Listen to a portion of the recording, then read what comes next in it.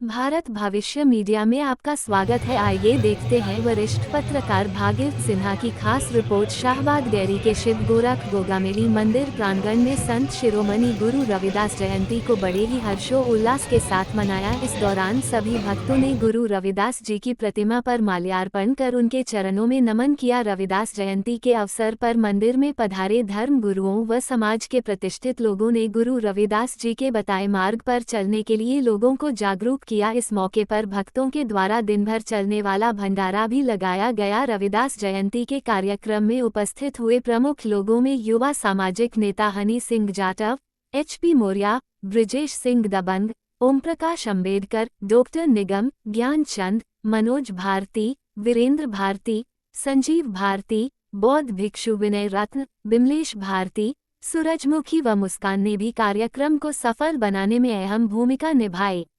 आइए अपने साथ भंते धम्मप्रिय हैं, भिक्षु धम्मप्रिय जी हैं। इनसे बात करें कि आज के संदर्भ में, आज के परिवेश में संत शिरोमणि रविदास जी की प्रासंगिकता।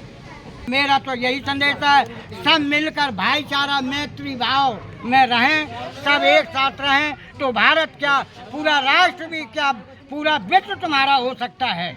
लेकिन इन विचारों पर नहीं चलोगे तो एक राज्य जहाँ आपने राम को उंगली लेके चलाया वहाँ तक आप हार गए, वहाँ तक नहीं चला पाया, तो हम कैसे मान लें कि आप पूरे राष्ट्र को हिंदू राष्ट्र बना देगो। हिंदू शब्द मैं पूछ रहा हूँ कहाँ से आया? हिंदू न किसी वेद में है, न किसी पुराण में है, न किसी और में है, न गीता में है, तो न महाभारत में है, तो मैं कैसे मान लूँ हिंदू है क्या? नमस्कार। संत रविदास जी संत शिरोमणि रहे उस युग में, 15वीं शताब्दी में, जब भक्ति काल चरम पर था।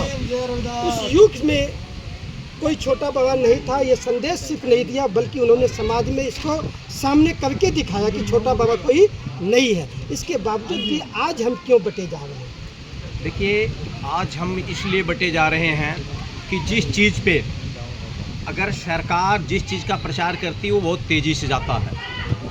जिस धर्म को प्रचार किया जाता है वो धर्म तेज़ी से जाता है।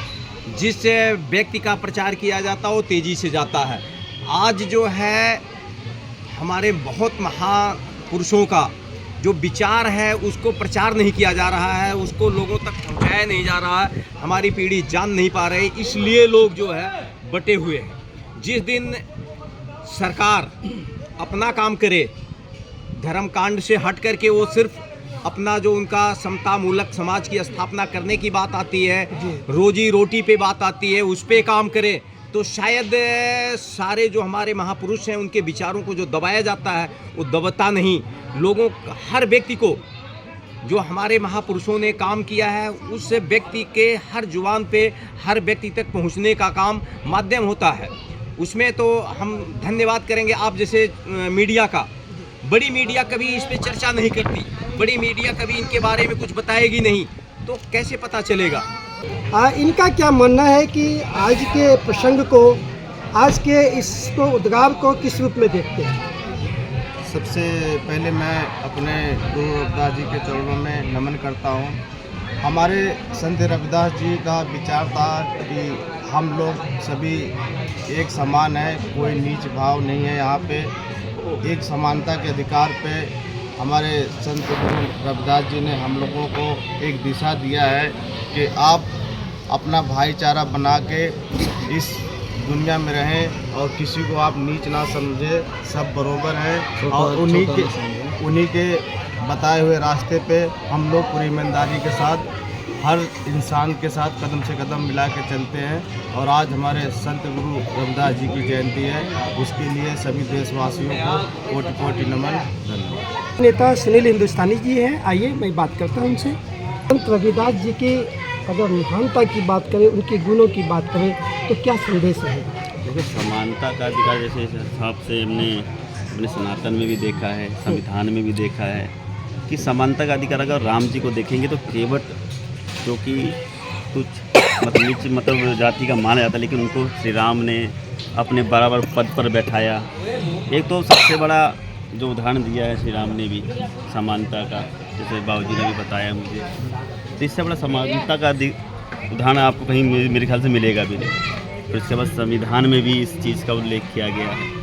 बाकी आज क्या आप ऐसा मानते हैं कि समाज में असमानता है नहीं? ऐसा मानते देखिए हैं है, विचारों में है, व्यक्तियों में है, अच्छा। लेकिन संविधान में नहीं है। आज संत शिरोमणि श्री रविदास जी की जयंती पर मैं सभी को हार्दिक बधाई देता हूं। और इनके जैसे जो संत हुए हैं, बहुत ही महान संतों में इनकी गिनती में होते ही है। और इन्होंने जो करके दिखाया है वो शायद ही किसी ने करके दिखाया हो। इन्होंने उच्च शिक्षा और उच्च मानव मूल्यों को बहुत ही ऊंचाई तक लेके गए हैं और बहुत ही बेहतरीन इन्होंने इनके प्रवचन रहे हैं।